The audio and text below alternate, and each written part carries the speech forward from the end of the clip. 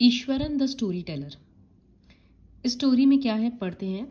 ये स्टोरी गणेश बोलकर एक इंसान को नैरेट किया जा रहा है और कौन स्टोरी बोल रहा है? महेंद्र। तो महेंद्र कौन है? वो एक जूनियर सुपरवाइजर है एक फर्म में। उसका काम क्या है?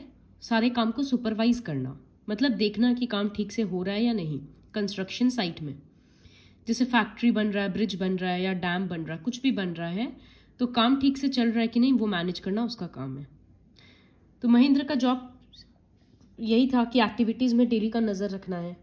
इस चक्कर में उसको बार बार जगह शिफ्ट करते रहना पड़ता था, क्योंकि जहाँ जब कंस्ट्रक्शन हो रहा उसको वहाँ शिफ्ट हो जाना पड़ता था कुछ दिन के लिए। कभी कोल माइनिंग के आसपास का एरिया में रहता था, कभी रेलवे ब्रिज बन रहा है तो वहाँ के साइट के आसपास में कहीं घर बनाता था, कहीं केमिकल प्लांट सेटअप हो रहा है तो उसके आसपास का जगह में वो रहता था। इस तरह से वो एक बैचलर था, शादी हुआ नहीं था, तो उसको इस काम में कोई प्रॉब्लम नहीं था क्योंकि उसका कोई रिस्पॉन्सिबिलिटीज तो है नहीं और उसका ज़रूरत बहुत सिंपल था।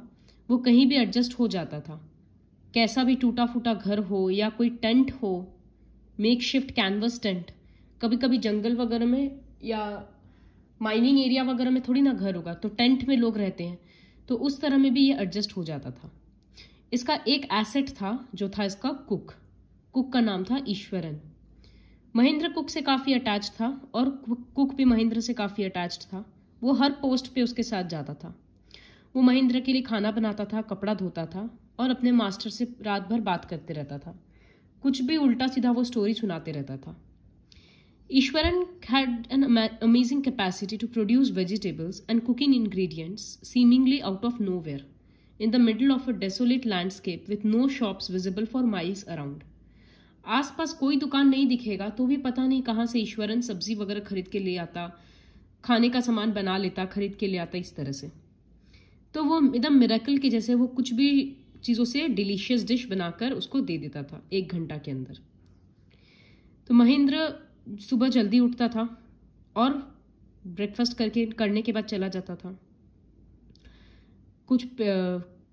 और ईश्वरन उसके लिए क्या करता था, थोड़ा खाना बना कर देता था ताकि वो साथ में ले जाए। उसके जाने के बाद ईश्वरन साफ सफाई करता, कपड़ा धोता, खुद नहाता, पानी वानी भर के, उस तरह से वो सब और सारा काम करते रहता था। लंच टाइम होता वो खुद खाता, थोड़ी देर पढ़ता, सो जाता। इस तरह से जनरली वो तमिल थ्रिलर पढ़ता था। 100-200 पेज का बुक्स होता था। Its imaginative descriptions and narrative flourishes would hold Eswaran in thrall. उसमें जो सस्पेंस का स्टोरीज बताया जाता था उसमें ईश्वरन को बहुत मजा आता था। उसका खुद का फिर वो जो खुद स्टोरी सुनाता था महेंद्र को, वो भी इसी तरह से थ्रिलिंग होता था। एक सिंपल सा बात है कि अगर पेड़ हाईवे में गिरा हुआ है तो उसको भी वो किस तरह से नैरेट करता था कि पूरा रास्ता सुनसान था, हम अकेले थे, अचानक से दिखा कि कोई एकदम बूशी बीस्ट के जैसा, राक्षस के जैसा कुछ है रास्ता में। एक बार हमको लगा कि वापस मुड़ के चले जाते हैं, लेकिन फिर हिम्मत करके आगे गए। आगे जाके देखे तो वो एक टूटा हुआ पेड़ था, गिरा हुआ, जिसका ब्रांचेस फैला हुआ था। तो एक सिंपल सा बात था कि पेड़ रास्ता में गिरा हुआ है, उसको ये इतना बढ़ा चढ़ा के बोला। और महेंद्र यही सब सुनते रहता था उसका स्टोरी, क्योंकि वहां पर टीवी वगैरह तो था नहीं एंटरटेनमेंट के लिए। फिर ईश्वरन इसको ऐसी एक स्टोरी सुनाया। The place I come from is famous for timber. लकड़ी के लिए फेमस है जहां से हम आए। तो आसपास बहुत जंगल है और वहाँ लोग लकड़ी वकड़ी का काम करते हैं कि काटते हैं, बेचते हैं। एलिफेंट सारा टिम्बर लिफ्ट करता है, इस तरह से। फिर वो बोल रहा था, ऐसी स्टोरी सुना रहा था कि एक दिन एक टस्कर, मतलब एक एलिफेंट, टिम्बर यार्ड से भाग गया और इधर उधर घूमने लग गया, आसपास का जगह खराब करने लग गया। बोलते हैं आपको तो पता ही है ना, एक एलिफेंट पागल हो जाता तो किस तरह से बिहेव करता है। फिर एलिफेंट एक टाउन के बाहर पहुंच गया और फेंसेस वगैरह तोड़ दिया। इस तरह से तोड़ रहा था जैसे वो तो माचिस का मैच स्टिक्स है। फ्रूट स्टॉल्स वगैरह में फल खराब कर दिया, लोगों का कपड़ा खराब कर दिया। पीपल रन हेल्टर स्केल्टर इन पैनिक। लोग घबरा कर इधर उधर दौड़ने लग गए। और एलिफेंट अब एक स्कूल ग्राउंड में घुस गया जहां बच्चे खेल रहे थे। तो ब्रिक का वॉल तोड़कर एलिफेंट स्कूल ग्राउंड में घुस गया। सब बच्चे डर के क्लासरूम में भाग गए। क्लासरूम का डोर बंद कर दिया गया। The beast granted and wandered about pulling out the football goal post. The beast मतलब यहाँ पर एलिफेंट। तो वो वॉलीबॉल नेट तोड़ दिया, फुटबॉल गोल पोस्ट उखाड़ दिया। इस तरह से वो सारा उल्टा सीधा काम कर रहा था। टीचर्स और सारे बच्चे टेरेस में चले गए कि वहां पर एलिफेंट पहुंच नहीं पाएगा। There was not a soul below on the ground, ground में कुछ नहीं था, पूरा रास्ता खाली, सब एलिफेंट से डर गया। उस टाइम पे ईश्वरन जूनियर क्लास में पढ़ता था।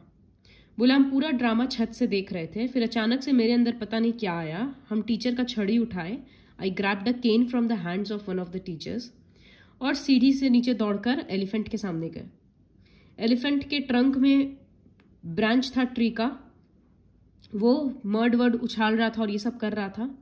बोला हम अचानक से पता नहीं मेरे में क्या हुआ, हम एलिफेंट की तरफ दौड़े और उसका पैर का तीसरा टो नेल में वो स्टिक जोर से इस तरह से घुसा दिए। एलिफेंट अचानक से पूरा शेक कपकपाया और उसके बाद वो बेहोश हो गया।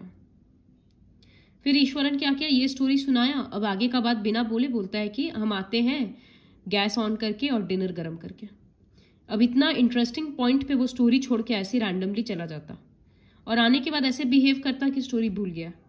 फिर उससे महेंद्र जब पूछा कि स्टोरी खत्म करो, तब वो बोला वेल एक वेटरिनरी डॉक्टर मतलब जानवरों का डॉक्टर आया और 2 दिन के बाद माहूत उसको जंगल में ले गया। तो महेंद्र से पूछा तुम ये मैनेज कैसे किया, तुम इतना बड़ा हाथी को कैसे गिराया? तो वो बोला कि एक जापानीज आर्ट है, आई थिंक कराटे या जिजुत्सु कुछ बोलते हैं, हम कहीं पढ़े थे कि उस तरह से तीसरा टो नेल में मारने से नर्वस सिस्टम पैरालाइज हो जाता है कुछ सेकेंड्स के लिए। तो इसी तरह से ईश्वरन हमेशा उल्टा सीधा स्टोरी, हॉरर का, सस्पेंस का सुनाते रहता। Whether the story was credible और नॉट, स्टोरी सही था झूठ था वो उससे फर्क नहीं पड़ता, महेंद्र को सुनने में मजा आता था क्योंकि ईश्वरन इतना अच्छा से स्टोरी सुनाता भी था। वन मॉर्निंग महेंद्र ब्रेकफास्ट कर रहा था तो वो बोला कि ईश्वरन बोला कि क्या हम आज आपके लिए डिनर में कुछ स्पेशल बनाएं, क्योंकि आज काफ़ी ऑस्पिशियस डे है, आज हम लोग अपने पूरा एंसेस्टर्स को खिलाते हैं, मतलब अपने दादा परदादा इन सब के आत्मा को खिलाते हैं। तो महेंद्र अच्छा डिनर एंजॉय किया, ईश्वरन को कॉम्प्लीमेंट भी दिया कि तुम बहुत अच्छा खाना बनाता है। फिर वो अचानक से एक सुपरनैचुरल इवेंट नैरेट करने लग गया। वो बोलता है सर आपको पता है ये पूरा जो एंटायर एरिया है ये एक वंस एक बरियल ग्राउंड था, मतलब यहाँ लोगों को दफनाया जाता था।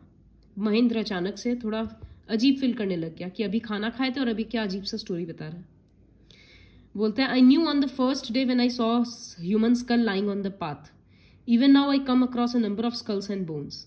और वो ईश्वरन बोल रहा है, बोलता हमको तो पहले ही दिन से पता था, जब हम यहाँ पर आए हम एक ह्यूमन स्कल देखे थे, हम तभी समझ गए, और उसके बाद से तो कितना ही सारा स्कल देख चुके हम, स्कल्स और बोन्स। और वो फिर बता रहा है कि किस तरह से उसको रात को कभी कभी घोस्ट दिखता है।